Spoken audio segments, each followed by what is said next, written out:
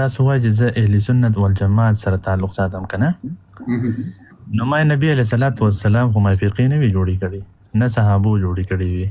د نبي علیه الصلاة والسلام په زمانه کې یوازې مسلمانانو صحابه وو.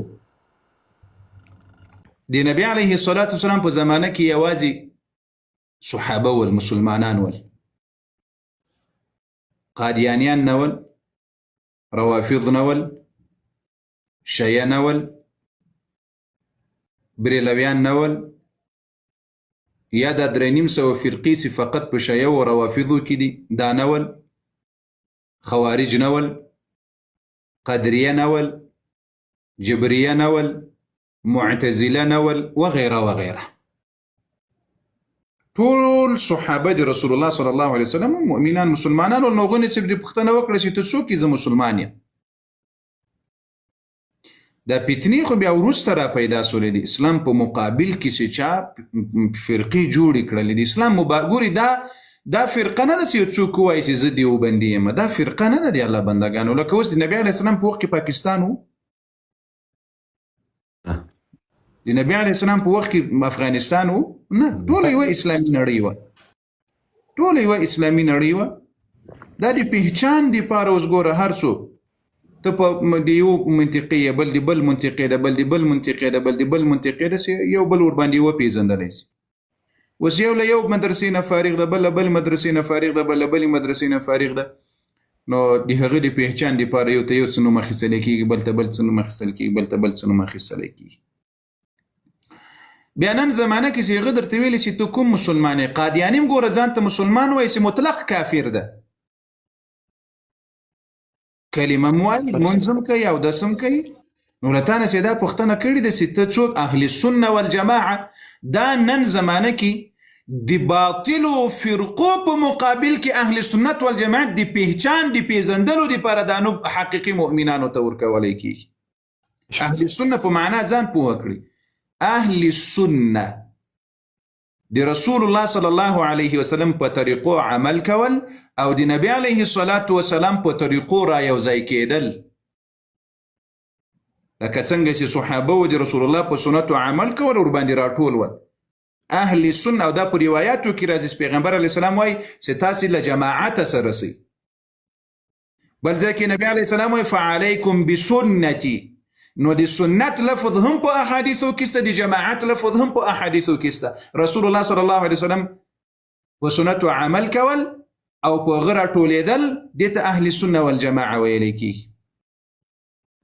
اوس ګوره ما ته مسلمانان یو د یهودیت په مقابل کې، ما ته مسلمانان یو. اوس مثلا ما ته نه هندو پوښتنه وکړه ما ته به څه ورته وایي چې زه دیوبندي یم که پنجپیره یم که اهل حدیث یم؟ نه، ما ته ډایرکټ ورته وایي چې مسلمانان یو. چا پوښتنه رانه کړي؟ هندو. یهودی پوښتنه رانه وکړه نصراني چې ته څوک یې؟ زه ورته وایم زه مسلمان یم.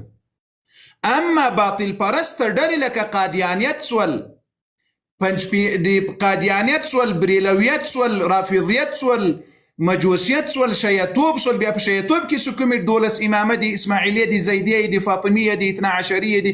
بس زه د دې په مقابل کې زه اهل سنت والجماعت یم. زه اهل سنت والجماعت د یهودیت په مقابل کې نه یم. د یهودیت په مقابله کې زه مسلمان یم. د نصرانیت په مقابله کې زه مسلمان یم.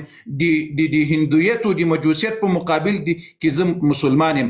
اما د باطل پرستو ډلو په مقابل کې زه بیا اهل سنت والجماعت یم. که چیرې دا باطل پرست ډلې نه وای، همدغسې لکه صحابه اوس ویل چې موږ مسلمانان یو، موږ مسلمانان یو الحمدلله. خو چې نن زمانه باطل پرسته ډلې دي د زړه سره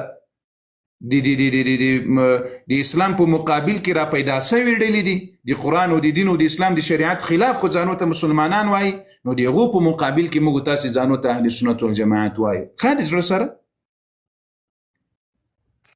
صاحب. خو دلته کې اوس زما یو بل تپوس پیدا کېږي، ستاسو وضاحت دپاره ډېره مننه. زه به ستاسو خبره به زه ومنم چې اهل سنت والجماعت چې کوم دی نو دا په ټولو جماعتونو باندې مطلب اعلی دي. ټیک شو. که بیا موږ وګورو دا دیوبندیان چې کم علماء کرام یا کم دینی طبقه چې ځان ته دغه د دیوبند سره نسبت ساتي، ټیک شو، هغه هم دا دعوه کوي چې د دیوبند علما او د دیوبند طالب علمانو چې کم علم دی دا په تمامو جماعتونو باندې په تمامو فرقو باندې اعلی دی او د دونه بل څوک مخ په وړاندې نشته. زه اوس یو پوښتنه وکړم ته ضد راخیستلی دی تا زړه ماته اوس معلوم شي چې ته له چا سره شخصي عقده او ضد دې په زړه کې پروت ده ته د کوم ځای زه ځان په کوم ساتو نه د کوم ځای زه دغه د سوات یم د سوات ته د سوات یې که د پاکستان یې زه لاول د پاکستان یم او بیا په پاکستان کې د سوات یم همدغسې مسلمانان هم الحمدلله اهل سنت والجماعت دي بیا د پهچان دپاره د خپلې نظریې دپاره څوک په دیوبند پسې روان دي څوک په بله مدرسه پسې روان دي څوک په بل هغه فرعي اختلافات د مسلمانانو په منځ کې هغې کې دومره حرج او مشکل نشته نو که څوک دیوبندي وي که څوک له دیوبندي نه بغیر بل وي دا ټول مؤمنان مسلمانان ټول اهل سنت والجماعت دي دا سوال غلط دی یو څوک وایي زه اهل سنت یم په اهل سنت کې دیوبندیت هم راځي نور چې د اهل سنت والجماعت کوم د پهچان دپاره کومې ډلې دي دا ټول پکې راځي الحمدلله دا سوال داسې غوسه څوک چاته وایي چې ته د کابل یې که د افغانستان یې نو زه د افغانستان سوم خو د کابل خود کېږم نه بالکل یا مثلا یو څوک درته وایي چې ته د پېښور یې ته د پېښور یې که د پاکستان یې نو چې د پېښور سوی پېښور خو اوس زمانه کې خود پاکستان ده یا یو څوک درته وایي چې ته د قندهار یې که د افغانستان یې نو ته چې ورته وایي زه د قندهار یم نو قندهار خو په افغانستان کې ده هغه خو په ډنمارک کې نه ده نه په واشنګټن کې ده نو اهل سنت دپاره چې کوم نورې د نن چې کوم دي دا ټول اهل سنت والجماعت چې په عقایدو کې هیڅ فرق اهل سنت والجماعت څلور سره مذاهب دي الحمدلله او د دې ترڅنګ